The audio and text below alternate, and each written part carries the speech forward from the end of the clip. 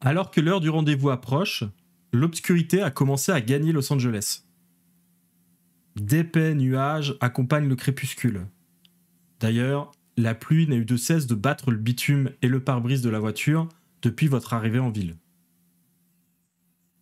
La marina où Starker vous a donné rendez-vous est une longue file de bateaux en tout genre, amarrés chacun sur un quai différent.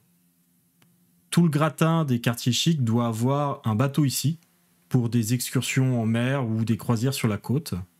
Aussi, à cette heure-ci, il y a assez peu d'activité. Vous êtes dans votre véhicule, vous avez pu arriver un petit peu en avance par rapport à l'heure du rendez-vous. Est-ce qu'il y a des choses particulières que vous souhaitez faire avant de vous y rendre ?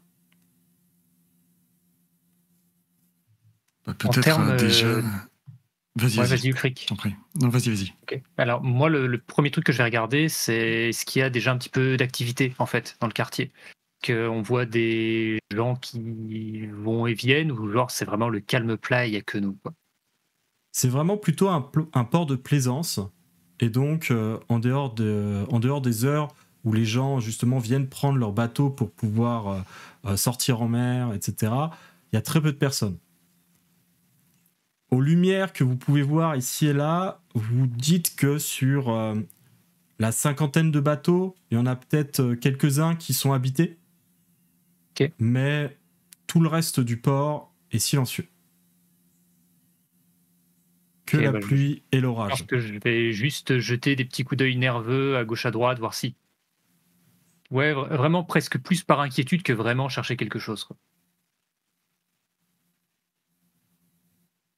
Très bien. Moi, je me demandais à quel niveau on était présentable, parce que, alors certes, on avait fait un arrêt au motel précédemment, avant d'aller à la galerie, mais vu ce qui s'est passé dans la galerie, la violence de ce qu'on a vu et les échauffourées qu'il y a eu, est-ce qu'on est dans un état présentable pour aller voir pour aller voir le peintre ou pas ? Allez voir le peintre, certainement. Après, ce qui est sûr, c'est que si des flics vous tombez dessus dans cet état-là, avec, pour certains, vos chaussures encore marquées par le sang dans lequel vous avez pataugé, Ray, avec son bandage de fortune à l'avant-bras, c'est pas sûr que la police vous laisse repartir. Ok. Le peintre, a priori, il a l'air d'être confronté à des choses qui dépassent le sens du style. Oui, c'est ça. Ok. Très bien. Que c'est possible d'aller faire une véritable reconnaissance du lieu, du point de rendez-vous, et tourner un petit peu autour pour voir si on peut trouver une cachette ou quelque chose où on peut observer sans se faire voir. De loin, tu peux déjà remarquer que la marina, tout ce quai avec ses nombreux bateaux, est bordé par de nombreuses maisons, avec du coup des haies qui séparent les deux, des haies ou des barrières. Il est probablement possible de passer de l'autre côté pour être à l'abri et pouvoir surveiller. Mais il n'y a pas de planque particulière à part ça. Ce que tu dis, Georges, ça m'interpelle. Est-ce que ça vaudrait pas le coup, en fait, que juste certains d'entre nous aillent au rendez-vous et que les autres restent peut-être en arrière, planqués en backup, avec peut-être des armes pas trop loin si ça tourne mal? C'est pas tant Starker qui m'inquiète, mais que les potentiels types qui le surveillent. Autre rencontre. Oui, entièrement d'accord. Je pense qu'il faut, et puis déjà peut-être de nous voir arriver à 4, ça peut peut-être l'effrayer aussi, et il va faire demi-tour sans qu'on se rende compte qu'il soit passé. Donc effectivement, je pense qu'il faut envoyer quelqu'un au point de rendez-vous et que d'autres se postent à des endroits stratégiques, soit pour éviter une fuite particulière, soit pour effectivement arriver vite en cas de problème. Et comment est-ce qu'on se répartit ? Qui se sent d'aller parler à ce Starker ? Moi, je regarde mon avant-bras et je dis peut-être pas forcément le plus présentable. Je regarde tout le monde et je pense que personne n'est vraiment présentable là. Moi, je peux y aller si vous voulez.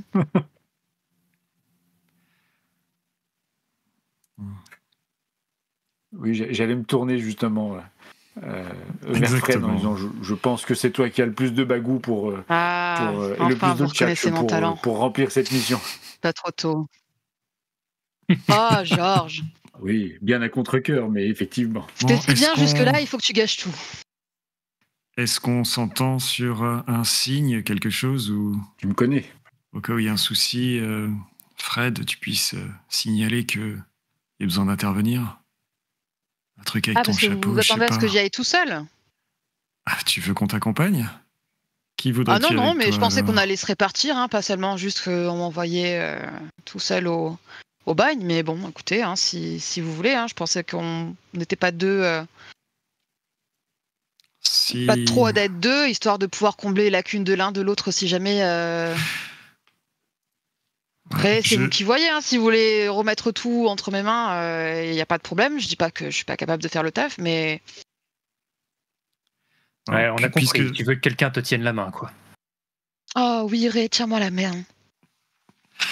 À ton bras si musclé. Se jouer entre Georges et moi, puisqu'il était entendu que Ray reste en arrière. Je jette des coups d'œil à Georges. Genre, ok, qui s'y colle? Assistant, les coups d'œil ou... Un petit peu poussé pour savoir qui y va, ouais. J'ai presque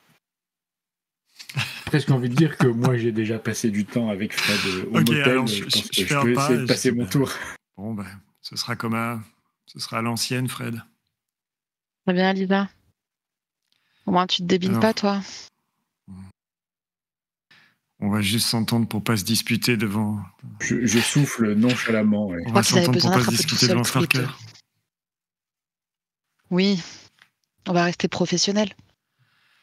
On va faire ça, ouais. Alors, je te fais un petit clin d'œil. Je lui souris, je me réapprête. Et puis, je propose qu'on y aille. Je te tends le coude.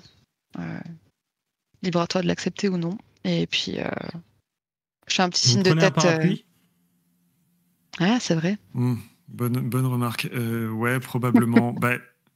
Disons que peut-être qu'on peut s'entendre que si on décale le parapluie, ce sera le signe que les choses ne vont pas. C'est assez naturel et puis suffisamment visible peut-être pour permettre une intervention de Ray et Georges si besoin. Ça me va comme signal. Ok. Ouais, moi aussi. Plutôt visuel. Et on arrivera à le voir malgré l'obscurité qui arrive. Ouais. Donc parapluie, je prends le bras de Fred effectivement et puis on va aller au point de rendez-vous. Très bien. Les autres, du coup, vous restez dans le véhicule. Ouais, moi je vais prendre Georges à part et je vais lui dire il est obligé d'en faire des caisses comme ça, Fred. Qu'est-ce qui m'énerve, putain. Je partage amplement ton point de vue, mais malheureusement, on est tous embarqués dans cette histoire et on s'en ressortira qu'ensemble. Ouais. Faut qu'on ménage notre patience. Je sais pas si c'était une bonne idée de les envoyer tous les deux, en tout cas. Écoute, au moins, nous, on s'épargne un petit peu. Je vais sortir mon paquet de cigarettes et puis le tendre dans ta direction, t'offrir une cigarette. Je sais pas si tu en prends une. Alors, oui, j'en prends une. Sans problème. Tu prends une cigarette, donc? Oui, je prends une cigarette. Je prends une cigarette que j'allume directement avec un air de satisfaction, comme si ça m'avait manqué depuis un certain temps. J'en prends une à mon tour, je l'allume et puis je vais garder un œil scrutateur en direction de Fred et Lisa. Par contre, je me mets à tousser assez rapidement. Fred et Lisa commencent à avancer sur la marina et se dirigent vers le ponton qu'on leur avait indiqué. Plus ils se rapprochent, plus ils ont l'impression que la pluie s'intensifie. Elle vient taper sur le parapluie au-dessus d'eux et leur battre les jambes. Et ils finissent par arriver face au quai indiqué. Pas de lumière, aucun signe de vie. Juste un long ponton de bois auquel est attaché un petit bateau à moteur avec cabine qui pour l'instant est plongé dans le noir et ne montre aucun signe d'activité. On va sûrement se mettre à un endroit où il y a un minimum de lumière, déjà pour être vu par la personne qu'on doit rencontrer et aussi pour être le plus visible possible par Ray et Georges. Il y a de l'éclairage public sur le long de la marina, mais assez espacé au point qu'il y a quand même des grosses zones d'ombre qui s'étendent entre chaque. On peut vous voir et assez vite, vous voyez du mouvement. Quelqu'un est en train de descendre du bateau pour se placer sur le pont. Je regarde Lisa. Suite un peu l'air suspicieux. Je m'attendais pas à un rendez-vous comme ça. Moi non plus. Allez, on fait bonne figure, ça va bien se passer. Et un peu en... Vas-y. Non, mais j'espère juste qu'on va pas nous inviter à monter, quoi. Dans ce cas-là, on fera confiance à Georges et Ray pour ouvrir l'œil. Je pense qu'en étant tous les deux là, moi j'ai des vieux réflexes du moment où on était ensemble qui reviennent et je serre un petit peu discrètement le bras de Fred pour lui dire ça va aller, t'inquiète pas, tant qu'on est ensemble, ça va aller. Je ressens sa pression au niveau de mon bras. Et tu sais, Lisa, il suffit que tu dises un mot et on arrête tout et on s'en va. Je sais, j'ai pas oublié la discussion qu'on a eue à la galerie. Je sais tout et ça. Je me concentre. Je m'allume une cigarette. Ouais. L'homme face à vous porte un costume sombre avec dessus un imperméable noir qui lui descend presque aux chevilles. Il porte une écharpe rouge qui enserre sa nuque et un chapeau de feutre qui est complètement gorgé d'eau, au point que les rebords commencent un peu à retomber sur le côté. Son visage est assez indistinct dans l'obscurité de la nuit, et il semble vous attendre et vous observer en silence du bout du ponton. Je jette un coup d'œil à Lisa, l'air de lui dire, lui demander non verbalement si on doit y aller ou pas. Je fais un léger signe de tête, disant que ça ferait peut-être un peu trop méfiant de ne pas aller à la rencontre de la personne qu'on doit voir. Surtout que s'il est du même statut que notre boss, on est plutôt à son service qu'autre chose, je pense. Donc j'acquiesce et je commence à faire un pas pour lancer le mouvement. Et je lui emboîte le pas. Vous commencez à avancer, et là, vous vous rendez un peu plus compte des traits du visage de cette personne. Il a une peau très pâle et un air assez sombre, dont les traits sont renforcés par les ombres portées. Alors que vous mettez les pieds sur le ponton, il ouvre son imperméable, tend la main au niveau de la ceinture et tire une sorte de glaive qu'il tend directement dans votre direction. Est-ce que le glaive nous est tendu de façon menaçante ? Est-ce que c'est un défi ? Est-ce que c'est qu'est-ce qu'on sent dans ce qui se dégage ? On sent une forme de défi, effectivement. Vous avez le droit à une réaction. Okay. Qu'est-ce que vous faites ? Stan Starker ? Tranquillement, on est là pour le rendez-vous. Je relève le parapluie, mais je le dégage pas pour pas faire intervenir, parce que je pense que c'est encore un peu tôt. Et là, il se rue vers vous, avec une vitesse qui est proprement inhumaine. Quelque chose de très surprenant, de très subit. Et il se jette en priorité sur Fred, qui est un petit peu en avant par rapport à Elisabeth, pour lui asséner un coup. Ok. Fred, tu vas me faire un jet de éviter les dégâts.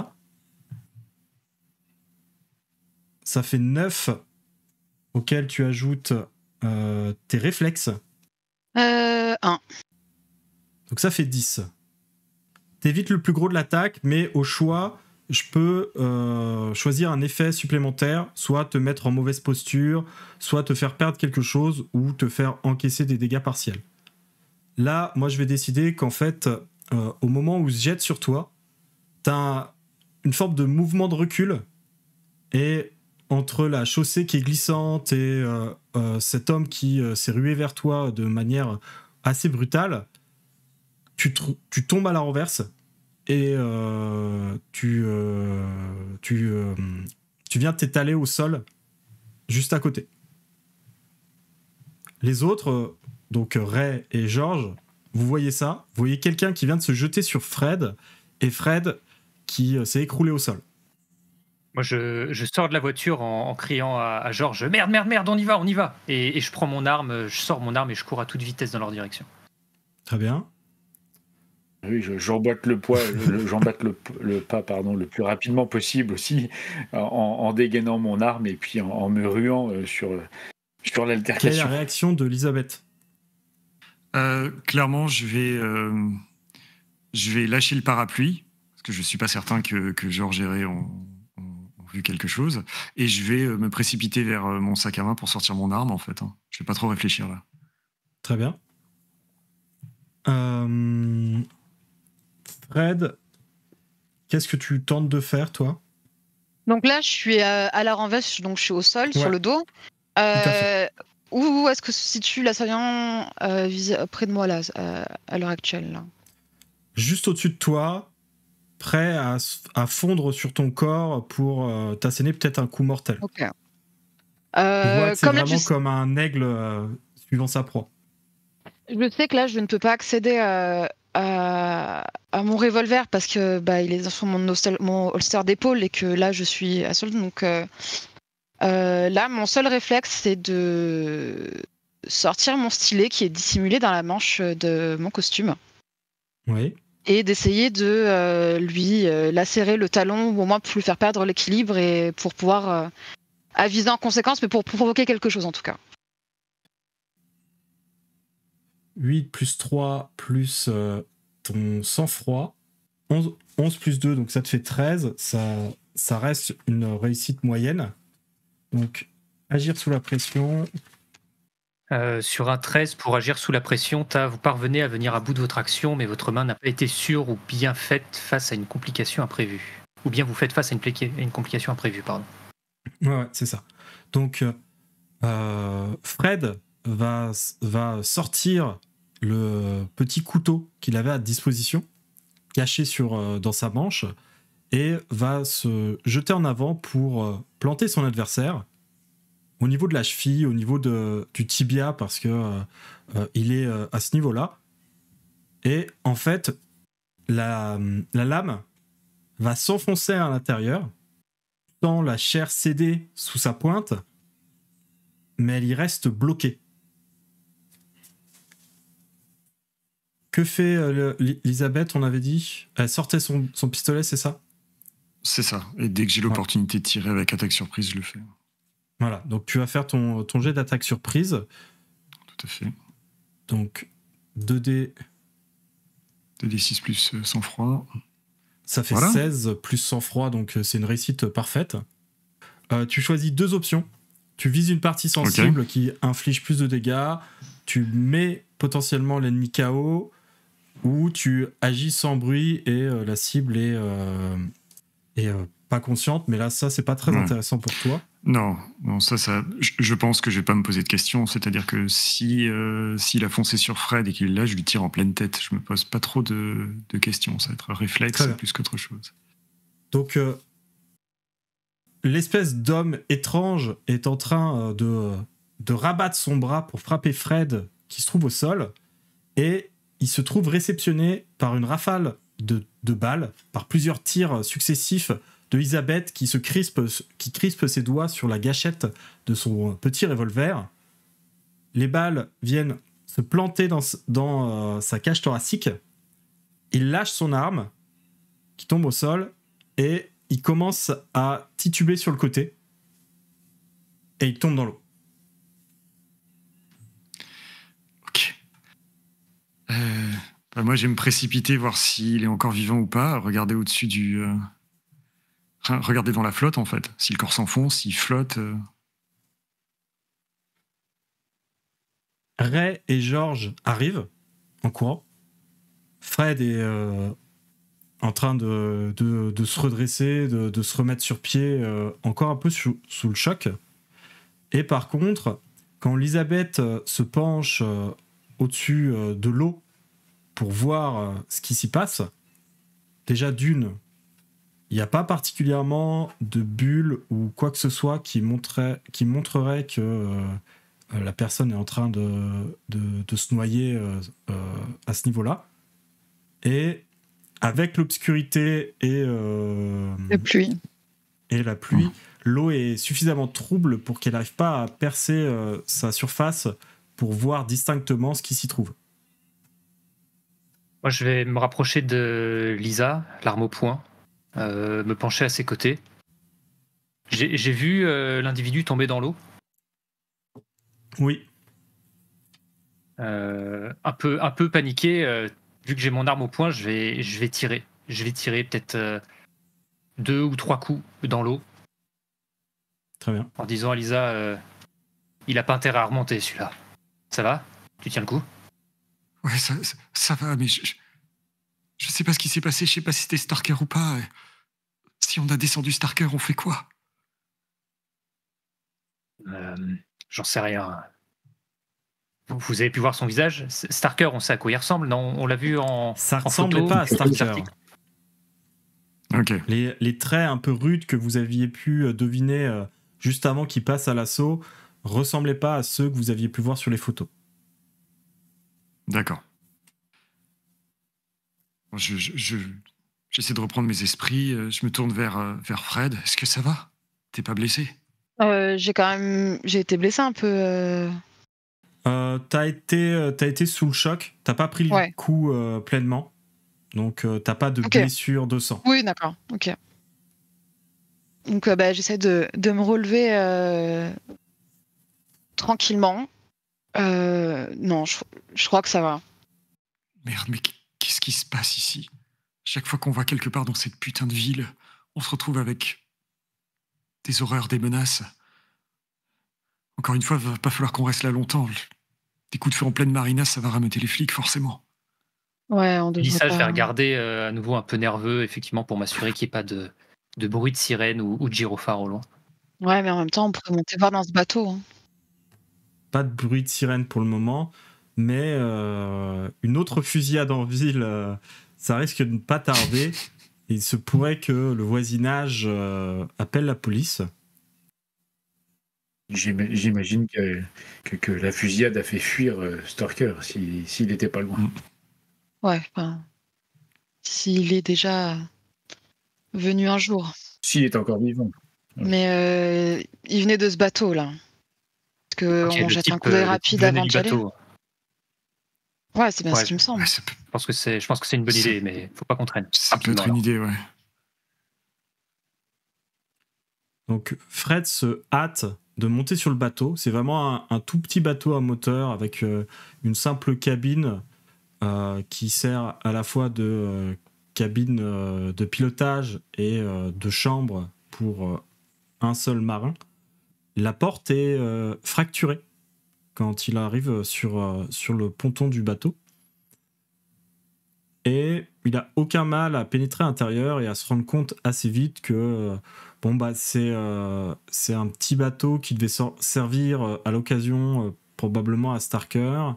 Il y a quelques affaires à lui, notamment sur la couchette, des carnets à dessin et des ustensiles de peinture, ainsi que des papiers ayant trait au vernissage d'il y a quelques jours.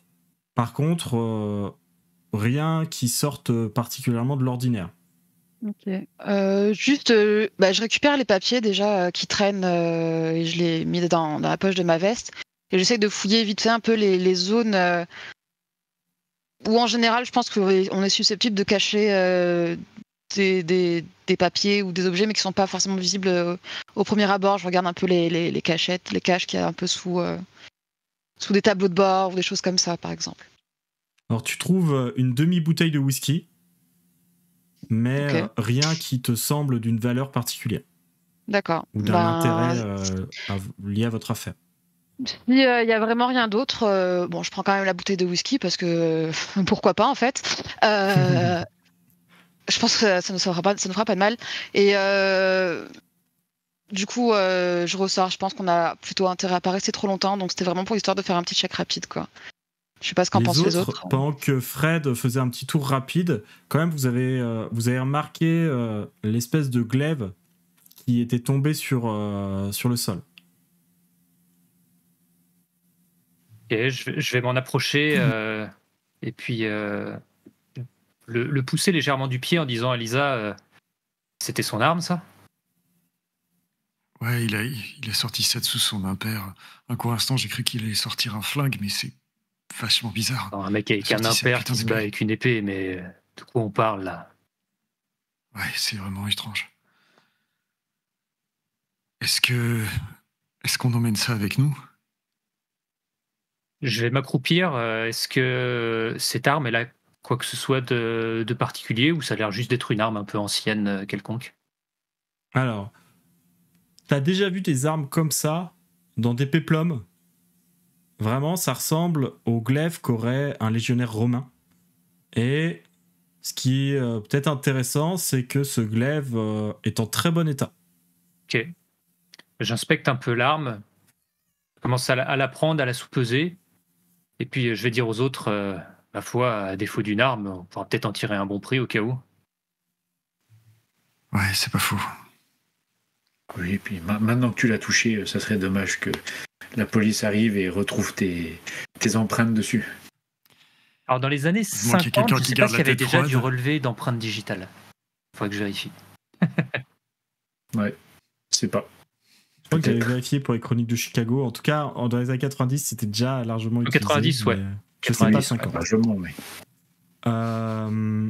Alors que vous vous hâtez pour rejoindre votre véhicule et que vous vous installez, Georges, toi, ce petit intermède brutal éveille quand même quelques souvenirs par rapport aux recherches que tu as pu faire par le passé dans cette culture occulte qui t'a tant passionné pendant des années. Mhm.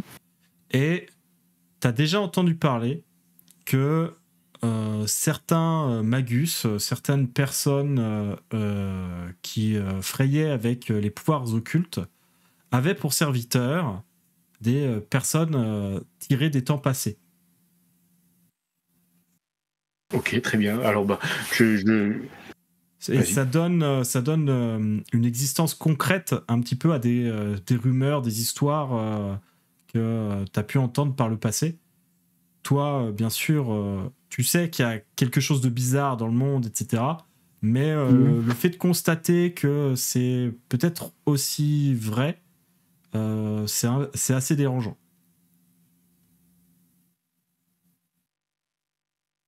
Ok, eh ben, du coup, je vais partager l'information avec mes collègues, mais de manière un peu fébrile. C'est-à-dire que en voyant Ray avec le glaive dans la main, je dis mais j'ai étudié ce genre de choses. C'est bizarre. Je ne pensais que c'était que des légendes, mais effectivement, j'ai déjà pu lire dans des anciens ouvrages que des personnes pratiquant l'occulte avaient des serviteurs venus de l'ancien temps. Ça me paraissait complètement irréalisable jusqu'à aujourd'hui. Je pense qu'il faut qu'on se méfie fortement. Il y a quelque chose d'étrange et de surnaturel ici, même si je crois qu'on en était déjà tous persuadés. Ça devient de plus en plus inquiétant. Attends. T'es en train de parler genre de quoi là? De magie noire? C'est effectivement, jusqu'à aujourd'hui, je n'osais pas vraiment y croire puisque je n'avais jamais été témoin de ce genre de choses, mais ça corrobore ce que j'ai pu lire. Et effectivement, c'est de la magie noire. C'est des mages qui font revenir des serviteurs de l'ancien temps et visiblement aujourd'hui un Romain ou un gladiateur, enfin quelque chose de cette époque-là. Tandis que tu dis ça, tu vas me voir un peu nerveux, en train de triturer le collier que je porte autour du cou. Et je vais jeter un coup d'œil vraiment inquiet en direction de Lisa. T'en penses quoi, toi? Tu y crois, ces conneries? Je sais pas, avec ce qu'on a vu depuis qu'on est arrivé ici, forcément, je me pose des questions, mais comme on a dit, on a toujours eu l'impression que Piquette trempait dans des choses un peu bizarres. Enfin, ce qu'on a lu, les mots qui se sont échangés, Starker et lui, cette histoire de magie noire, ce qui s'est passé à la galerie, ça commence quand même à faire beaucoup de choses vraiment cheloues, vraiment étranges. Puis je jette des coups d'œil constamment en direction de l'endroit où l'homme est tombé, parce que après ce qu'a dit Georges, en fait, je me dis que si on peut ramener des choses, il n'y a aucune certitude que le fait qu'il ait pris quelques balles, il suffit à le tuer, en fait. D'ailleurs, je pense que vous prenez la fuite assez vite. On va rapidement se diriger vers la voiture. Une fois que vous êtes dans le véhicule, vous traînez pas trop sur place et vous poursuivez votre discussion en route. Ouais, voilà, ma question, c'est que j'ai entendu tout ça, moi, ou j'étais encore dans le bateau? Ouais, je pense que vous étiez dans le véhicule. On part du principe que tu as entendu, ouais. Okay. Est-ce que, Fred, juste une question... dans le bateau, t'as trouvé quoi que ce soit ou... Ouais, j'ai trouvé des papiers, là. Dès qu'on a un peu de lumière, je jette un coup d'œil. Ça avait l'air d'être en rapport avec le vernissage. Du coup, je me suis dit, dans le doute, je ramasse tout. Après, j'ai un reste de bouteille de whisky, si ça vous dit. Mais sinon... Quelque chose dont on va avoir besoin, sûrement. J'ai fouillé tout ce qu'il pouvait y avoir de dissimulé, mais j'ai rien trouvé d'autre. Donc, j'ai essayé de pas traîner non plus. Donc, j'ai pas fait non plus une fouille approfondie, mais voilà. Juste, j'ai une question. Quand quand j'ai transpercé avec mon stylet sur son talon, le fait d'avoir la lame qui s'était bloquée, ça m'a semblé pas naturel ou... Ouais, il y avait quelque chose d'un peu étrange, comme si tu plantais ça dans l'écorce d'un arbre presque. Comme si sa chair et ce qu'il y avait en dessous était beaucoup plus sec que résistante. ce qu'il devrait. Ouais, que du coup, ça s'était juste planté, mais que ça ne voulait pas traverser, alors que je sais qu'avec... je sais pertinemment qu'avec le coup que j'ai donné, ça aurait dû traverser, en fait. J'ai senti une résistance, en fait. Sur une personne normale, tu lui aurais probablement tranché les tendons et la personne se serait écroulée au sol. Je suis en train de méditer là-dessus parce que je suis en train de retourner la scène plusieurs fois, de retrouver la sensation de mon poignet, de la lame qui traverse la chair et de cette résistance. Et vous voyez que je grimace beaucoup et que je suis assez confus. Il y a un souci, Fred, tu te sens pas bien? Non, c'est pas que je me sens pas bien, c'est juste que... Quand j'ai sorti mon stylet, que j'ai tenté de lui lacérer le talon, j'ai senti mon stylet traverser sa chair, mais à un moment donné, j'ai senti une résistance qui... Je ne saurais pas comment dire. C'était vraiment bizarre, comme si ça restait planté dedans et que ça ne traverserait pas plus loin, quoi. Je sais qu'avec... J'aurais dû lui sectionner quelque chose. J'aurais pas... Avec le mouvement, j'aurais gardé mon stylet en main, en fait. C'est pour ça que je ne comprends pas ce qui s'est passé, en fait. Je m'attendais pas à une résistance pareille, en fait. Est-ce que ce truc a saigné quand tu l'as blessé? Est-ce que j'ai vu du sang? T'as pas eu l'impression. D'ailleurs, il n'y avait pas trace de sang sur le ponton après les coups de feu. Absolument pas. J'ai pas vu de sang, j'ai pas... Ouais, et puis je l'aimais bien, ce stylet. J'ai un beau glaive de l'époque romaine, ça t'intéresse, Fred? C'est moins ma cam, c'est un peu trop imposant ce genre de truc. Je préfère les trucs plus discrets. Ça tient pas dans la manche. Non. Non. Si on résume, on a un Gus qui a pas besoin de respirer, qui bronche pas quand on lui coupe les tendons de la cheville, et qui s'est pris plusieurs bastos et qui s'est contenté d'aller faire un petit plongeon.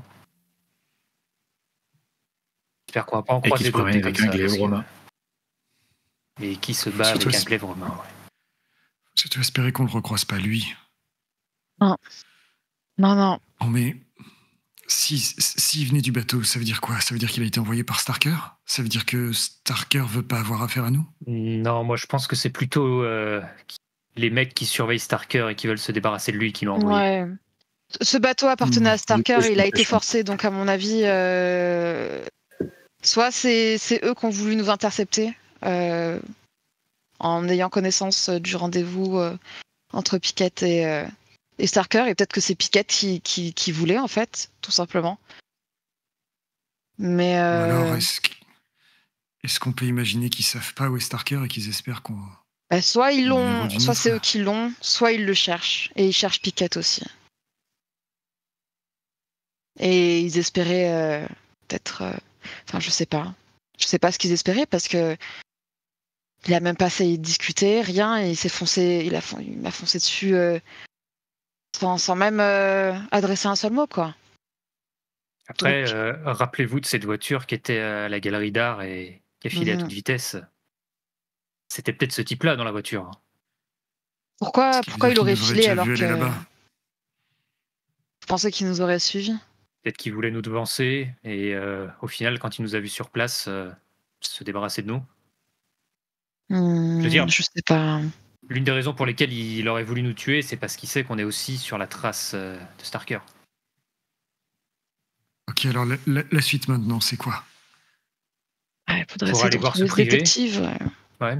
Oui, il reste le détective à trouver. Peut-être que lui a des informations sur la localisation de Starker, justement. Ouais, ou un peu plus sur ce qui se passe. On manque trop d'éléments. Savoir où on met les pieds. Parce que... Numéro de téléphone en cas d'urgence. Ce serait peut-être le moment de l'essayer. Ouais, c'est pas une mauvaise idée. Je veux dire, il était pas au rendez-vous. De se faire planter. Non, et puis... se faire planter sur la marina, ça fait partie des urgences.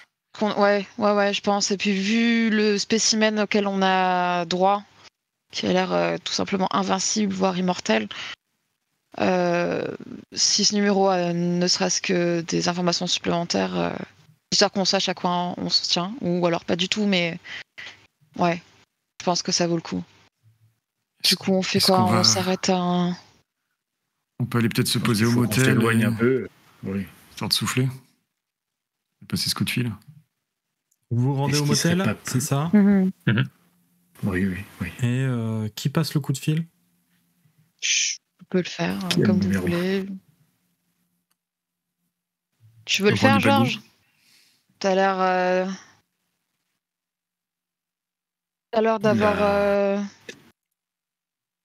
Je ne voudrais pas encore te lancer des fleurs, mais tu dois bien avouer que tu maîtrises mieux les interactions sociales que moi. Oui, enfin... Mais je peux m'en charger. À ma décharge, la dernière fois que j'ai dit bonjour à quelqu'un, je me suis fait agresser avec un glaive romain, donc... Mais après, là, je pense que ça devrait aller au niveau de téléphone. Globalement, par téléphone, c'est un peu plus difficile de se prendre un coup de glaive, quoi. Normalement. Tu veux qu'on te tienne la main, Fred, ou ça ira? Oh, c'est que je prendrai ta main quand tu veux, Ray.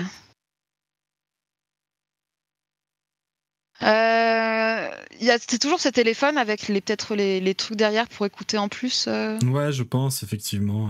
Et c'est avec des gros chiffres à tourner. Ouais. Si comme ça, moi, ils peuvent peut-être se partager l'écoute. Oui, on peut essayer de le mettre au milieu et de rapprocher nos oreilles au maximum. Vous agglutinez autour du téléphone et Fred compose le numéro. Numéro après numéro, le cadran tourne. Le bruit du téléphone se fait entendre. Et immédiatement, un petit déclic. Vous êtes bien sur le répondeur de la Broken Glass Gallery. Si vous appelez pour le vernissage, il aura lieu le 16 à 20h. Si vous voulez laisser un message, vous pouvez le faire après le bip. À très bientôt. Et un petit bip. Bon. Bah, je pense qu'on peut raccrocher. Super, le numéro d'urgence. Hein. Ouais. Ça nous avance pas vraiment. Eh ben, moi, je change de chemise et je vous propose qu'on aille directement à l'adresse de ce détective. Quelle heure il est, là? Ouais. Il s'est pas passé beaucoup de temps depuis votre rendez-vous, qui était en début de soirée. Donc, vous avez encore pas mal de marge. Là, vous aviez rendez-vous à 21h. Donc, le temps de gérer un peu tout ça, de retourner au motel, etc., il doit être 22h. Ok. Donc, ouais. Ok. De toute façon, les privés, ça travaille jusque très tard. Donc, il y a des chances même des chances qu'il dorme dans son bureau. Trouver dans son bureau. Voilà. De toute façon, la seule adresse que vous avez, c'est son bureau. Puis on n'a pas vraiment le choix. Okay. Hein. Je veux dire, ce mec, c'est pratiquement notre seule piste. Ou alors, on retourne dans les égouts, mais là j'avoue qu'à ce stade, je redoute un peu. D'accord. Ouais. Je redoute un peu ce qu'on pourrait y croiser. Oui. Allons sur un terrain qu'on peut éventuellement un peu plus maîtriser, autant en termes de surprise que de fuite. Et puis ce coup-ci, je propose, tant pis si on fait peur à y aller tous les quatre, mais on se sépare pas. Oui. Faut arrêter de se séparer, ouais. Ça commence à devenir un peu dangereux. Et puis, Ray, n'hésite pas à acheter régulièrement des coups d'œil dans le rétro au cas où on recommence. Exactement ce que j'allais dire. Je jette régulièrement des coups d'œil pour s'assurer qu'on n'est pas suivi, parce que depuis l'histoire avec la galerie, je reste un peu parano limite là-dessus. J'y veillerai. Ok. Alors, Noodle, juste pour dire, au niveau du cadrage, t'es pile derrière ton avatar. Ah pardon, excusez-moi, je me suis un peu sur la chaise. Je me suis mis un peu trop à l'aise, désolé, j'étais un peu trop dans la peau de Fred. Tu commences comme ça en début de partie, tu sais, puis à la fin, tu as coulé. Ouais, non, excusez-moi. Non, mais je me tiens mal, je suis désolé. Je vais me tenir un peu plus. Mais on fait tout ça, c'est pas grave. C'est pas grave. C'est le siège qui est confortable. Je me suis senti un peu trop chez moi. Hein. Bon. T'as raison. Donc vous rendez à l'agence du détective. Elle se trouve à Downtown, vraiment le centre de la ville de Los Angeles. C'est là où on trouve le plus de grands immeubles à l'heure actuelle. La ville est en plein boom, mais tout ce qui se développe autour, c'est plus des grandes agglomérations avec des zones résidentielles. Et c'est là vraiment qu'on a le plus le sentiment d'être dans une ville américaine moderne. Vous avez aucun mal à trouver le bâtiment en question. C'est un immeuble de 7 étages, assez ancien.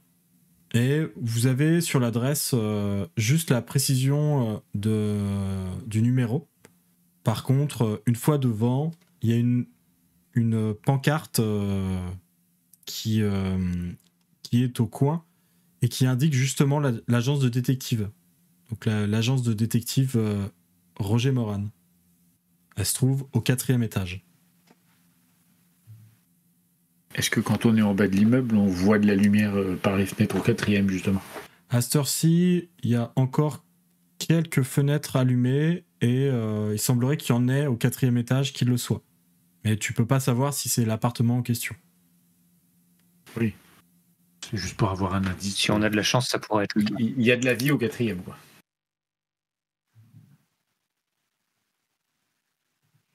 On va pousser la porte et puis monter. On monte, hein. Oui. Ouais, on monte jusqu'au 4e. Donc c'est un immeuble un peu à l'ancienne, donc il n'y a pas d'ascenseur.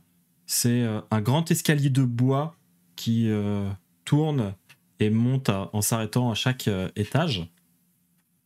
Vous parvenez jusqu'au 4e et il y a un petit couloir. Il y a 3 appartements sur chaque palier. Sur l'un au bout à droite, il y a à nouveau une pancarte avec le logo de l'agence de détective. Alors, vu comment se passent nos mésaventures et notre voyage depuis ici, mon premier réflexe, c'est de voir si la porte n'a pas été forcée, par exemple. La porte n'a pas été forcée. Ok, c'est déjà ça. Pour le moment. Moi, je vais prendre mon petit revolver que j'ai dans un petit holster à la cheville. Ouais. Je vais le mettre dans la poche de ma veste, le doigt sur la détente, histoire que si jamais il y a à nouveau un légionnaire qui nous ouvre la porte, soit un peu plus rapide pour réagir. Et puis de l'autre main, je m'apprête à toquer, je jette un petit coup d'œil aux autres. Et si vous acquiescez, je toque. Ouais. J'acquiesce aussi en mettant la main au niveau de l'épaule, là où je tiens, enfin au niveau de mon holster, où il y a mon revolver aussi, pour me tenir prêt à dégainer au cas où. Le niveau de paranoïa est monté d'un coup. C'est ça. La pression est présente. Le whisky n'a rien changé, C'est je peux ça. le dire. Donc, qui toque à la porte? Ray. C'est vrai? Ok. Donc, Notre armoire à glace. Ray se présente à la porte et toque à celle-ci. Il entend un peu de bruit derrière, donc il est sûr qu'il y a quelqu'un. Et c'est l'œil de bœuf qui bouge. Il voit subitement un petit flash de lumière au moment où celui-ci est ouvert. Puis l'obscurité quand la personne se place derrière pour regarder qui est devant chez elle. Et vous pouvez tous les quatre l'entendre dire allez-vous-en, je suis fermé. Je vais lui dire c'est Moran, c'est ça son nom de famille? Ouais. Oui. Monsieur Moran, on ne veut pas vous embêter très longtemps, on aurait juste quelques questions à propos de Starker. C'est assez urgent et très important. Silence. Toi, t'es à peu près sûr qu'il est de l'autre côté de la porte. La lumière de l'œil de bœuf n'a pas bougé. Et d'un coup, il demande « Qu'est-ce que vous voulez, Starker ?» C'est Monsieur Stone qui nous envoie, un ami de Monsieur Starker. On est là pour l'aider à sortir des problèmes dans lesquels il a l'air de cette forêt. Ça se ferme. Vous entendez le verrou et la porte s'ouvre très légèrement. Il y a quand même une chaîne qui bloque celle-ci. Et vous voyez juste le regard méfiant de l'homme qui vient se mettre dans l'entrebâillement pour vous dévisager tous les quatre. Et il demande qu'est-ce qui me fait dire que vous n'êtes pas des mecs à la solde de Howard? Je vais laisser du coup mon petit revolver dans la manche de ma veste et sortir les deux mains en signe un petit peu d'apaisement en disant écoutez, nous tout ce qu'on veut c'est quelques infos pour sortir Starker du merdier dans lequel il est, c'est tout. Dès qu'on a ça, on vous laisse tranquille. Ok. Il a l'air pas de s'apaiser parce que vous voyez quand même qu'il est très agité, mais en tout cas de se montrer moins agressif. Il hoche la tête, il referme la porte et cette fois elle s'ouvre en entier. Il vous laisse entrer.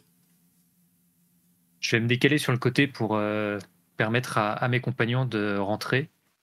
Et quand Fred passe à côté de moi, je vais lui donner une petite tape sur l'épaule en lui disant tu vois, moi aussi je sais faire pour la parlotte. Bravo Ray, je suis fière de toi. Allez, cours mon grand. Fais plaisir à papa.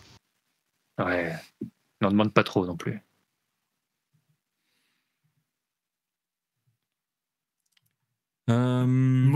Moran est dans quel état quand il nous ouvre? Parce que la voix semblait bien pâteuse. Est-ce que c'est par le sommeil Y a-t-il des vapeurs d'alcool lorsqu'il s'adresse à nous? Ouais, j'allais dire avant de dire ça, c'est que Ray, du coup, quand même, a géré la situation sans avoir recours à la violence. Ce qui était un de ses ressorts dramatiques. Et donc, comme il vous a montré quand même qu'il était capable d'être posé et puis de gérer un conflit sans que ça parte en escalade, il va reprendre un niveau de stabilité. Je te laisse changer toi-même, Guillaume. Ouais. Moran, lui, il est en en pantalon de pyjama avec un t-shirt blanc un peu sale et une sorte de robe de chambre noire sur le dos. Il a la barbe, il a une barbe qui doit avoir au moins quelques jours, mais à part ça, vraiment, il est hirsute, comme si il prenait pas vraiment soin de lui. Son regard est un peu évasif, il vous fixe pas dans les yeux et il évite le contact direct. Une fois qu'il vous a laissé entrer, vous vous retrouvez directement dans ce qui semble être son bureau. Il y a un simple bureau qui est couvert de pas mal de papiers en tout genre, une machine à écrire. Le bureau donne sur l'extérieur, on voit les vitres. Il y a également une petite table avec des bougies, un briquet et également ce qui semble être un cigare entamé et abandonné. Et de cette pièce, on a accès par une autre porte à ce qui semble être une cuisine et une chambre. Il y a quelques sièges et un fauteuil dans un coin, dans cette pièce de bureau. Lui, une fois que vous êtes tous rentrés, il ferme la porte, il la verrouille avec le cadenas et la chaîne, avant de revenir vers vous en vous demandant quand même un peu fébrile. Donc vous êtes des amis de Starker, c'est ça? On ne le connaît pas personnellement, mais c'est un de ses amis qui nous envoie. On sait qu'il a des problèmes et faut qu'on le retrouve avant que ce soit pire. Et on sait que vous vous occupiez de son cas. Ouais. Il m'avait engagé parce qu'il était un peu inquiet. Il y avait des gens qui le suivaient, j'ai pu le constater moi-même. Je lui avais fait quelques rapports, j'avais pris des photos, j'avais commencé à monter tout un dossier. Et comme il était sous surveillance, ça augurait rien de bon. Mais et là, vous voyez que comme s'il se refermait, il a pas l'air d'en dire plus. Qu'est-ce que Vous avez parlé de la bande de Ward sur la porte, enfin quand nous étions à la porte d'entrée. Vous pouvez nous en dire plus? Est-ce que c'est lié déjà avec Starker, quoi? Il croise les bras. Ouais, c'est lié, ouais.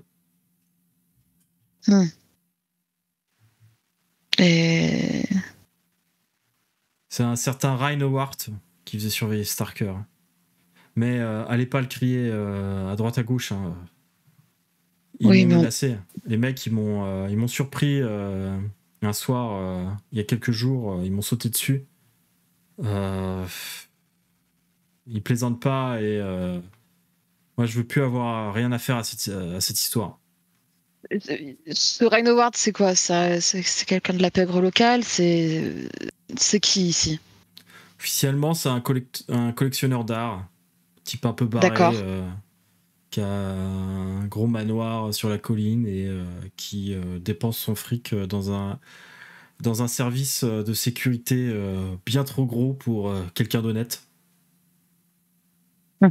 Et les personnes qui sont membres de son service de sécurité, elles ont des particularités? Bah écoutez, je les ai pas bien regardés quand ils m'ont roué de coups. Mais jeté un coup d'œil. Là, il s'approche du bureau et il prend un des dossiers qui était dessus. Il vous le tend. Et on voit à l'intérieur, il y a plusieurs photographies qui ont été prises. On voit le véhicule que vous aviez vu devant la galerie et qui s'était enfui devant vous. On voit également une personne en planque qui se trouve dans le véhicule, qui ressemble étrangement à celle que vous avez croisée au port à la marina. Il y a une photo du manoir d'Howard aussi. Vraiment un manoir gigantesque, somptueux, avec un beau jardin autour. Et par contre, des grilles assez hautes. Des grilles assez hautes. Et on peut voir quelques photos qui montrent des hommes armés qui patrouillent. Et pas armés de glaive. Hein, ils avaient des Thompson, ceux-là. Oui. Je pense que ça, il aurait peut-être insisté là-dessus, mais Ouais. ok. Quoique à Los Angeles, hein, on va. Du coup, sur les photos, enfin ouais, Ray l'a peut-être pas reconnu, mais il y a le type qu'on a vu au doc. Qui nous a. Ouais, qui a quand attaqué, on a vu sa photo, en tout cas, j'ai lancé un regard assez équivoque à votre rencontre, Ray et Georges, Ouais. pour vous dire, vous affirmer que ouais, c'est lui.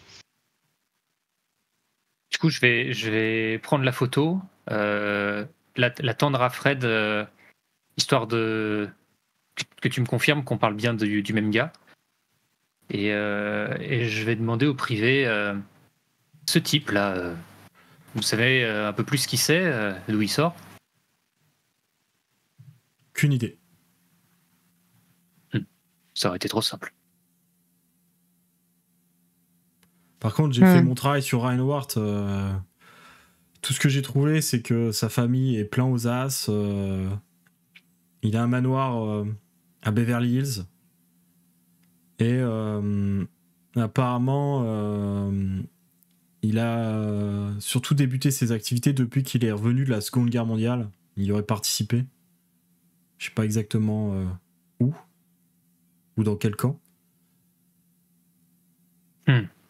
En tout cas, j'ai retrouvé quelques traces sur des ventes aux enchères. Le mec a l'air d'être vraiment un acheteur compulsif. Beaucoup d'achats ces derniers mois. Genre De quel type? œuvre d'art uniquement, ouais. Alors des tableaux, ouais, d'ailleurs, il a acheté plusieurs tableaux de Starker. Et Starker m'avait montré des lettres où justement Ryan Howard lui demandait de travailler pour lui. Et Starker le sentait pas, il avait pas spécialement envie, donc il n'avait pas accepté. Sauf qu'Howard était vraiment insistant. En fait, on a relié les deux bouts quand j'ai pu savoir qui surveillait Starker. C'est lui qui m'a dit lui-même en fait que cet homme l'avait contacté avant. Et par contre, à part ça, bon bah, c'est un féru d'antiquité, hein, le type, des statues, des vieux objets. Ouais, donc il a une certaine passion pour l'histoire. Là, on est d'accord, vous travaillez pour Starker depuis que vous vous êtes fait un petit peu cogner. Vous avez parlé avec lui pour lui dire que vous lâchiez l'affaire? Je lui ai dit, ouais. Je lui ai dit. Il avait pas l'air forcément... C'était... il y a 2 jours, je crois, il avait un vernissage. Ok, donc c'est la dernière fois que vous avez contact avec lui. Ouais.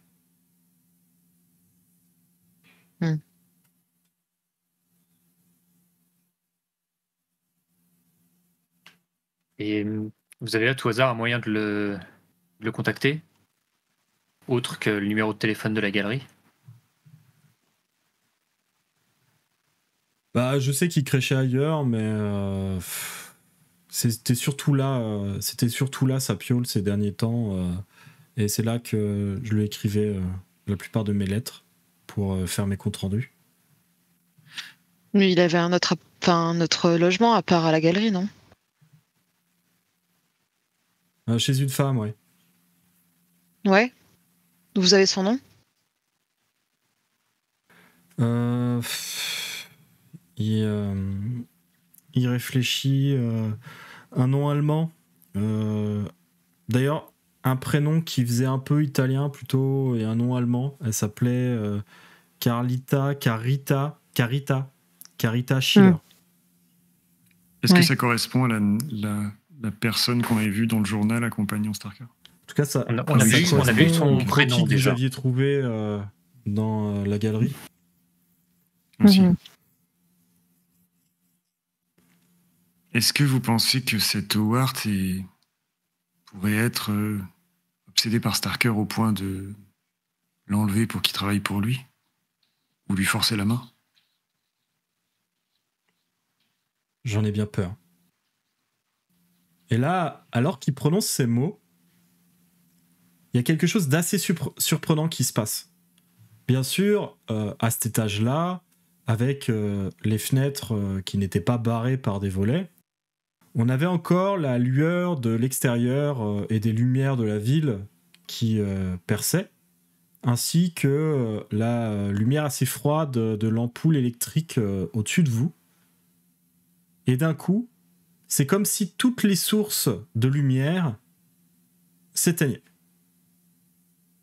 Pas seulement l'électricité de l'ampoule, mais aussi comme si plus aucune lumière ne parvenait à l'intérieur de l'appartement.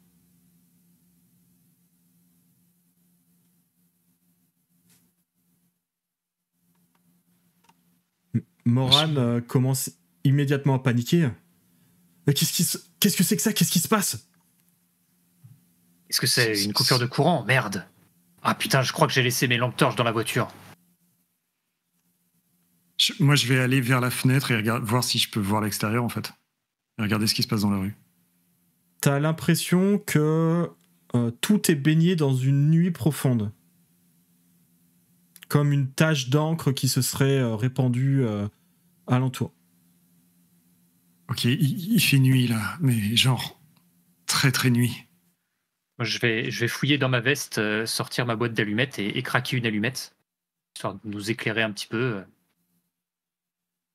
Moran, vous avez une lampe, quelque chose, lampe de secours? Des bougies, peut-être? Ouais, il y avait des bougies qui avaient été décrites sur le bureau. Oui, j'ai des bougies là. Et là, vous entendez un gros craquement. J'allais dire que je vais dégainer, moi, par réflexe et sous pression, mon revolver. Je voulais le faire avant que ça craque, mais Ça voilà. Je le fais au vient. moment où ça craque. C'est comme si tout l'immeuble avait bougé d'un coup. Ça a l'air de venir du rez-de-chaussée. Je pense que j'en ai lâché mon allumette qui, du coup, en tombant, s'est éteinte et écrasée sur le sol. Ben, c'était quoi ce truc-là? J'en ai aucune idée, mais ça me plaît pas. Est-ce que ce serait du genre le gros truc qui est passé à la galerie? Si tout l'immeuble a bougé, entre guillemets, est-ce que ça pourrait pas faire penser un peu à un tremblement de terre?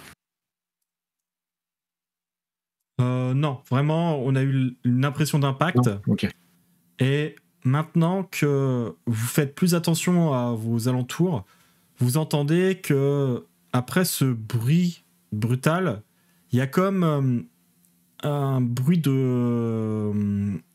continu et désagréable, comme une sorte de bruit de métal qu'on frotterait aux pierres, aux murs, et des sortes de petits gémissements très ténus qui parviennent jusqu'à travers les portes et les murs jusqu'à vous.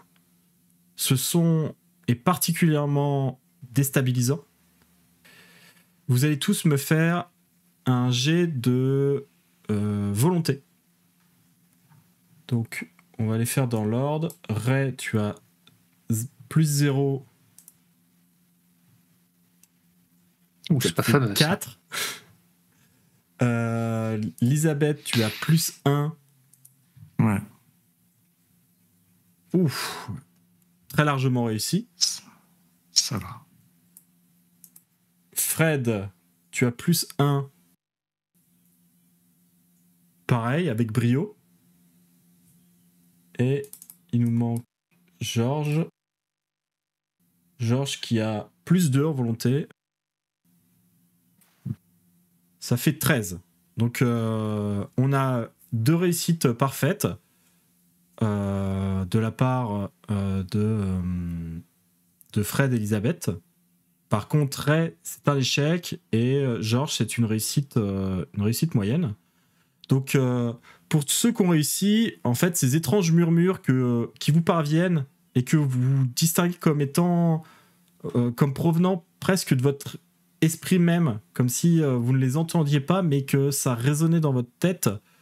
C'est comme des voix qui vous poussent à entailler vos chairs, à nourrir la chose. Seulement, vous arrivez assez vite à comprendre que ces invitations sont néfastes, sont mauvaises, et vous arrivez à repousser ces pensées que vous identifiez comme n'étant pas les vôtres.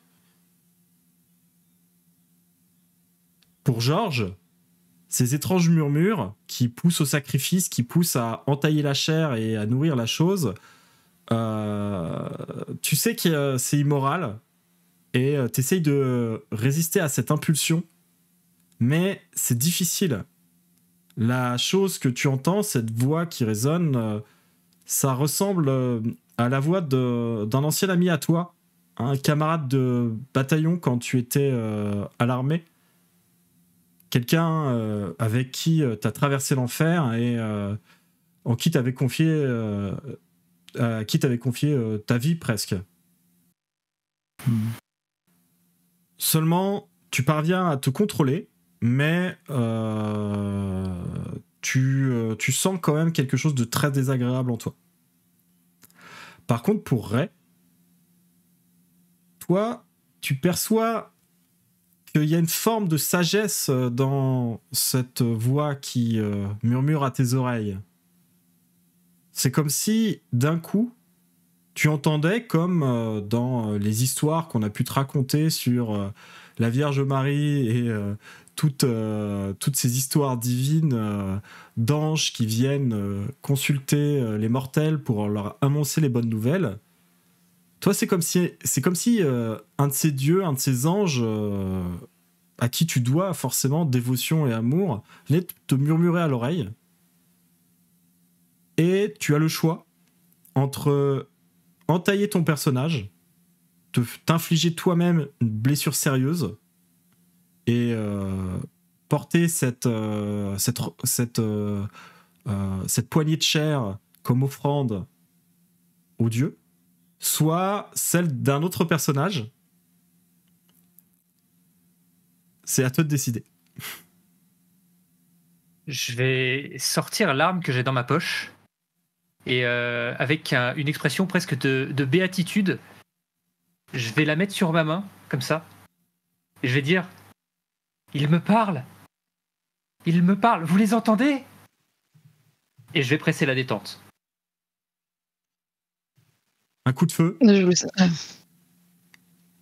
C'est terriblement douloureux pour Ray. Ça te sort peut-être un instant de cette rêverie angélique.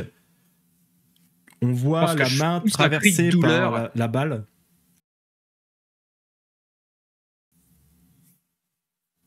Les autres, comment vous réagissez ?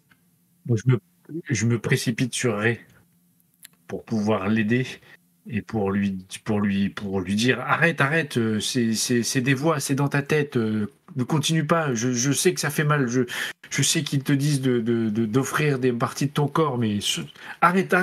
Et j'essaye de lui prendre son arme en même temps. La main ensanglantée, je vais la mettre sur ton visage et te dire mais Georges, si tu les entends, pourquoi est-ce que tu ne les écoutes pas ? Parce que tu sais très bien comme moi, tu sais par où on est passé, tu sais que tout ça ne résout rien et qu'on ne peut s'en sortir qu'entre nous. Mais leurs voix, elles sont si tentantes, si douces, si agréables. Et si c'était ça la solution à tous nos problèmes ? Et là, vous vous rendez compte que le détective privé s'est saisi d'un ouvre-lettre et avec ce semblant de couteau en main, il vous dévisage d'un air assez étrange entre la béatitude et l'horreur. Les gars, je crois que Morane va faire une connerie. Je m'approche de Morane et j'essaye de lui donner un coup de poing dans le poignet pour lui faire lâcher le... Enfin, je sais pas comment il le tient, mais en contrebas, enfin dans un sens différent pour pas me faire couper, mais pour essayer de lui faire lâcher en fait son arme. Donc on va faire un jet de agir sous la pression. T'essayes pas vraiment de le blesser non plus. Non. Donc c'est sur sang-froid. Fred, t'es plutôt doué pour ça. Ça te fait plus 3. 2D. Ça fait 13. Donc 13 pour agir sous la pression. Tu parviens au bout de ton action, mais y a quelque chose qui ne va pas. Donc, alors que tu essayes de le désarmer, il va agiter un petit peu son arme devant toi et t'érafler la main. T'as vraiment une coupure tout du long. C'est pas très profond.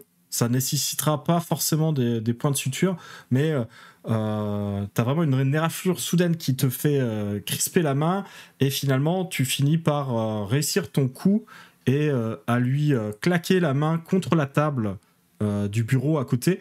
Il lâche son arme, mais il a l'air vraiment forcené, et il commence à t'agripper par les épaules et rentrer dans une sorte de lutte avec toi. Pendant ce temps-là, le bruit étrange et dérangeant qui venait de l'extérieur continue de se rapprocher de là où vous êtes. Vous êtes sensiblement dans l'obscurité. Certains d'entre vous avaient allumé une bougie. Mais à part ça, pas d'autre source de lumière. Moi, je pense que je vais me précipiter à la porte et jeter un coup d'œil dans la cage d'escalier, parce que j'ai l'impression que quelque chose monte et qu'il faut qu'on sache ce qui... Justement, à ce propos, je t'interpelle avant, pendant que je suis en train de me batailler, et Lisa, essaie de voir s'il n'y a pas une autre issue, quelque chose, des escaliers extérieurs. Il faut qu'on sorte de là. Il faut qu'on sorte Ray, il faut qu'on sorte George de là, on peut pas rester ici. Alors, je vais oublier le palier. Fred a raison, je vais essayer de voir s'il n'y a pas... une échelle de secours, un escalier de secours qui permettrait de descendre dans la rue. Très bien. Georges ? Moi, je ne lâche pas Ray d'une semelle. Je suis toujours à côté de lui, en train de le rassurer, de lui dire je suis passé par là aussi, tu sais très bien, je sais ce que tu peux ressentir, il faut passer à autre chose, il faut ne pas s'infliger ces blessures, ce n'est que psychologique. Et tout en essayant je vais pas dire des premiers secours, mais pas loin, en tout cas, d'essayer de voir si je peux un peu mettre quelque chose autour de sa main pour compresser, pour arrêter l'hémorragie, mais un peu avec ce que je trouve, avec le mouchoir que j'ai, par exemple, que je garde sur moi, histoire d'emmitoufler sa main pour arrêter un peu le saignement, en tout cas. Ok, très bien. Donc, tu vas te hâter d'enrouler un vêtement que tu prends, qui avait été laissé traîner par Mohan, pour l'enrouler autour de la main. Ray, vraiment, maintenant, a un bras complètement momifié, avec d'un côté sa coupure, et maintenant le trou, et tout est entouré de bandages de fortune. Ray, tu es toujours dans un état un peu confus, mais ça t'empêche pas de prendre la décision de fuir. J'ai peut-être une expression un peu pensive, tandis que Georges pense mes plaies, et je vais juste te poser la question, tu ne penses pas qu'il faut les nourrir ? Non, il ne faut pas les nourrir, il faut fuir. Tu sais très bien que les nourrir n'est pas la solution et te met en danger, donc je ne te laisserai pas faire, tu sais très bien que je ne te laisserai pas faire. Ok, fuir. Et puis je vais commencer à me relever et puis à regarder un peu autour de moi si je vois une éventuelle sortie, mais un peu perdu parce que j'ai quand même plus vraiment de repères, quoi. Elisabeth est en train de checker à toutes les fenêtres. Celle du bureau, il n'y a rien. Elle part immédiatement pour regarder si dans la cuisine, il y a également une sortie. Non, la seule fenêtre, c'est une lucarne. Ça ne permettra pas de passer. Elle se rue vers la chambre. Okay. Là, par contre, il y a l'air d'avoir une échelle de secours qui descend. Pendant ce temps-là... J'appelle tout le monde, hein, clairement. Pendant ce temps-là, Fred est encore en train de se débattre avec Moran qui est devenu cinglé et qui dit laissez-vous faire, c'est pour la bonne cause. J'essaie de lui donner un coup de genou dans l'estomac, dans l'abdomen, pour déjà qu'il me lâche en fait. Et si je peux après essayer de le neutraliser, en tout cas, pas de façon létale, mais le mettre hors de nuire, en fait. Ok. S'il y a quelque chose pour l'assommer, je sais pas, peu importe ce qui pourra tracer lourd et à portée de main. Ok. Et ce qui est réalisable dans le peu de temps dont je dispose, quoi. Ça va être un jet d'engager le combat. Donc ça va être 2D plus violence. Violence, tu as plus 1.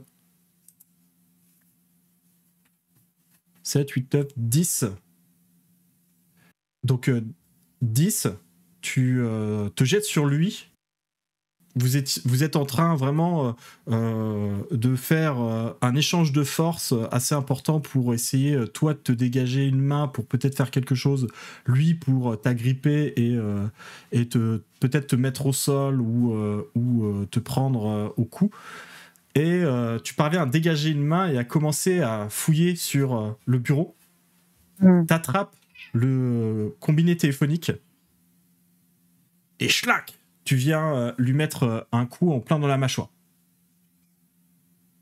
Lui, il s'écroule au sol, mais ce faisant, encore sous l'effet de cette frénésie, il t'agrippe aux jambes et il te fait tomber au sol à ton tour.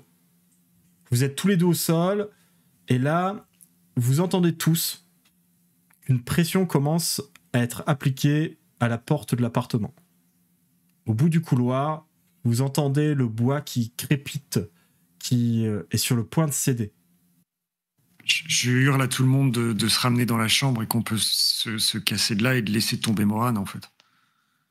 Oui, c'est ce que j'allais dire. Moi, j'allais dire, Ray, tu rejoins Lizzie, je vais aider Fred et on laisse Moran, tant pis pour lui, on sauve notre peau. Ayant repris un peu mes esprits, moi je vais chercher s'il n'y a pas un meuble quelconque que je pourrais faire tomber devant la porte, histoire de nous faire gagner peut-être quelques secondes. Tu peux faire tomber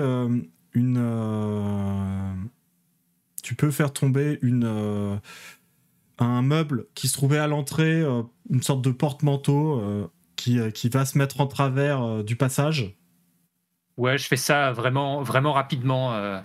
S'il y a que ça, tu te et ensuite je fonce. Le truc s'effondre assez vite, c'est pas non plus très lourd, et toi t'es plutôt costaud. Georges, toi tu aides Fred à se dégager de Moran. Comment tu le fais? Quelle est l'idée générale? En me précipitant sur les deux qui sont au sol, je vais mettre un grand coup de pied au niveau soit de la tête ou soit du flanc de Moran qui est par terre. Et j'imagine que sous la douleur, il va lâcher prise. Je vais vite prendre Fred et puis on va se diriger vers Lizzie pour s'enfuir. Très bien. On va lancer 2D. Moi, j'aurais essayé de dégager au maximum l'accès à la fenêtre. Hein. S'il y avait des objets devant, je les vire. S'il y a des rideaux, je les ouvre pour qu'on puisse sortir le plus vite possible. Donc, Georges abat son pied. Il frappe Moran assez violemment, au point qu'il se fait mal lui-même. Hein. Il n'avait pas senti que c'était si fort, et il n'est plus tout jeune non plus. Là, tu prends un dégât mineur. Mais par contre, Moran est un peu groggy et a relâché Fred, qui peut se dépatouiller pour se redresser rapidement.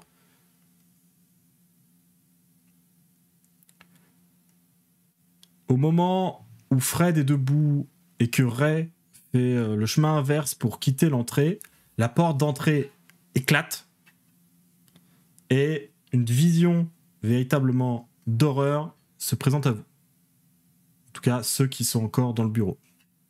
Cette créature, c'est une sorte d'amalgame de chair, d'os, de métal, qui se mouvoient dans des sens divers alors qu'elle progresse presque comme une chenille, une espèce de grosse forme oblongue qui s'appuie sur les murs, sur le sol pour progresser et tout détruire sur son passage.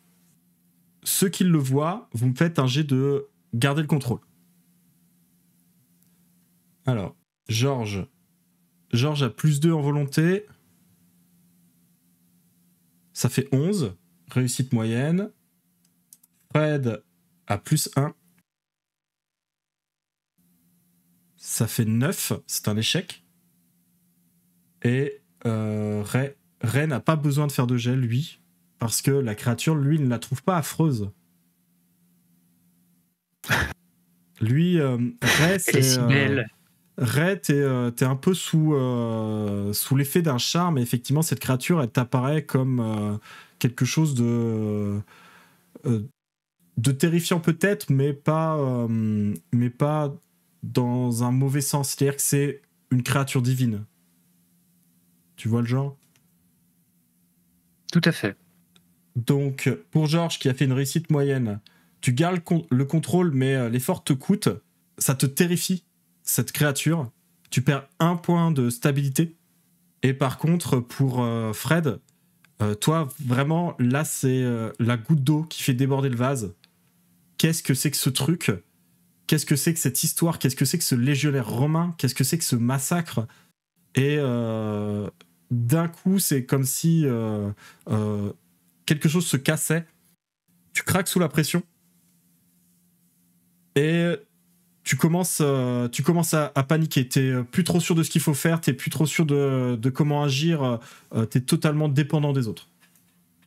Je suis complètement tétanisé, hein, tout simplement. Genre, je suis bloqué en fait devant cette vision. Moi qui suis à côté, du coup, je vais me rendre compte que Fred ne bouge plus. Je vais le pousser vers la chambre, tout en tirant vers la créature, parce que je la vois dans l'angle de la porte, mais en mode rafale, sans forcément viser, histoire d'essayer de gagner du temps, et en poussant Fred vers la chambre rapidement. Je me laisse faire sans réelle volonté quelconque. Qu'en est-il pour Ray ? Moi, je pense que je vais m'avancer vers la créature, les bras ouverts. Enfin, vous voici. J'ai l'impression de vous avoir attendu toute ma vie. Moran est à peu près au même niveau que toi. Il est encore groggy du coup qu'il a pris à la tête, mais il commence à reprendre son assise alors que la créature écrase le meuble que tu avais placé sur son chemin. Tu sens quand même qu'il y a un danger. Je vais m'arrêter quelques instants. Les autres, Ray ne vous a pas suivi. Moi, je vais aller chercher Ray aussi. Après avoir poussé Fred vers la chambre, je vais essayer d'attraper Ray par le col d'une main pour le tirer vers moi et l'entraîner avec moi. Moi, je vais essayer d'aider Fred à reprendre ses esprits, puisque bon, je suppose que quelque chose a cassé la porte. Donc tu peux voir que je suis blanc comme je ne l'ai jamais été de ma vie. Genre livide. Fred, regarde-moi, merde. Pense à Joanne, ok ? Elle a besoin de toi plus tard, et moi j'ai besoin de toi maintenant. Lisa ? Ok. Joanne. Reste concentré sur ça. Joanne. Passe ton cul par cette fenêtre. Et on verra pour la suite. Toi, commence à sortir.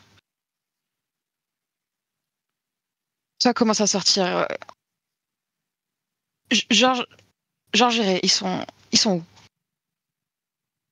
Et je crois que Georges est reparti chercher Ray. Là, alors que du coup Elisabeth et Fred se tiennent près de la fenêtre, enfin ouverte et donnant sur peut-être une issue de secours. Georges agrippe Ray par le col, le tire vers lui. Et là, la créature continue sa progression et d'un coup, elle s'avance et englobe Moran. Et là, quelque chose d'affreux se passe sous vos yeux. Elle n'est pas en train de le dévorer. Elle est littéralement en train de l'assimiler comme si le cadavre, comme si le corps de Moran, d'un coup, se mettait à fusionner avec la chair dans un crépitement assez odieux. Et vous voyez ses membres se tordre, les os se disloquer et venir former de nouveaux appendices à cette créature horrible. Et au moment où Georges et Ray passent la porte, Moran a été entièrement assimilé.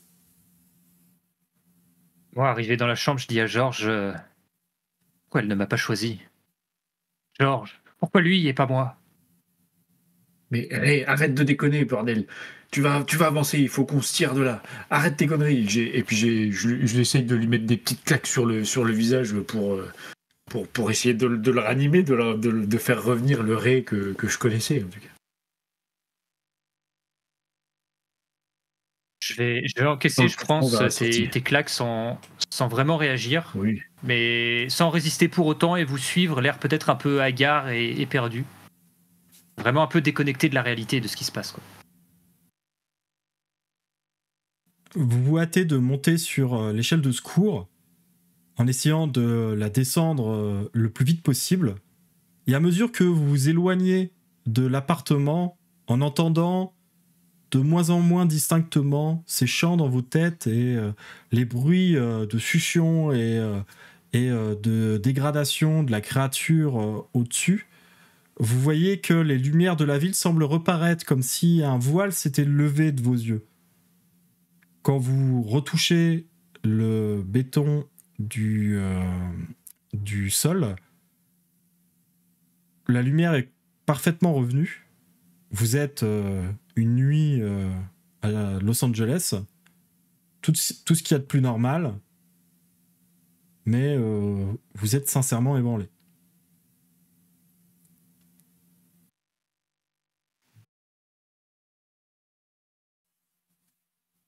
Je dis à tout le monde, montez dans la voiture, on se casse le plus rapidement possible, tout en continuant à pousser Ray qui est toujours un peu en mode pas très rapide.